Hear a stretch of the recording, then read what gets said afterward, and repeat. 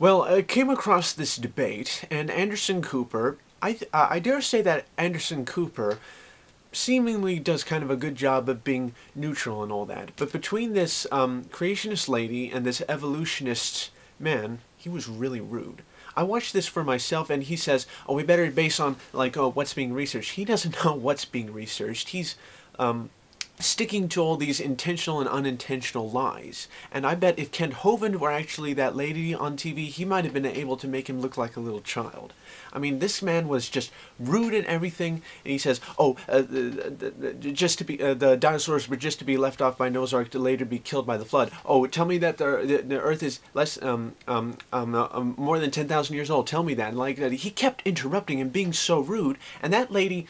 People try to say, "Oh, look, she's trying to like stay happy all the time. She's trying to smile all the time." She, like anyone else, would have been really ticked off by this rude man. And he says, "Oh, I'm for separation of church and state." That phrase does not appear anywhere in the Constitution. I'll do that in another video.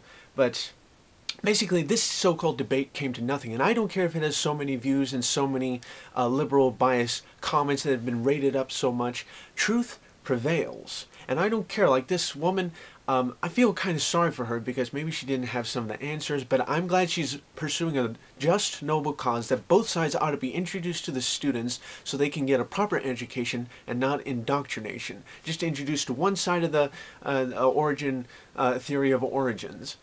You know, Clarence Darrow said, quote, "It is bigotry for public schools to teach only one theory of origins. It's best to hear both sides of the argument, and I'd recommend that in most public schools that if someone was to come speak on creation, it ought to be Kent Hovind or Ken Ham. And if someone was going to be explaining evolution to them in the same class, it ought to be perhaps Richard Dawkins or any other. I can't really think of any other... well, anyway, this debate was really no debate at all. I don't understand how people like view this a lot more and say, "Oh yeah, this is debate, ha, stupid lady," like, because they're trying to look for videos where creationists seem to be losing.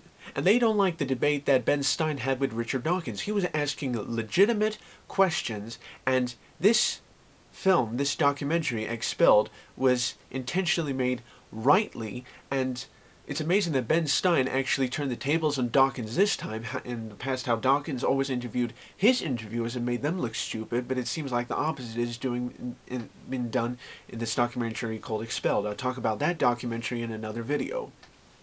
But this man was just plain rude. He set up so many straw men, and he didn't give this lady equal airtime to respond.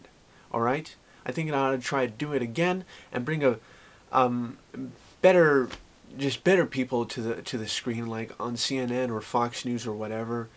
Just like rude, malicious, like evolutionists, which actually it is what it's like these days. You know, Hollywood movies always try to show the opposite. But this was no debate. This man was rude, and I feel very sorry for this lady, and he didn't give her any equal airtime to respond. Alright? And no, the dinosaurs wouldn't be like, they didn't fit into the ark. They were killed off by the flood. No.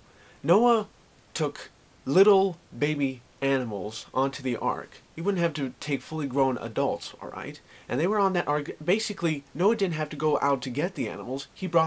God brought the animals to Noah. He had full control over these animals' minds during the whole time, during the flood. And then after the flood, they got out and started to replenish the earth, refill it. And so, this was no debate. It is so illegitimate.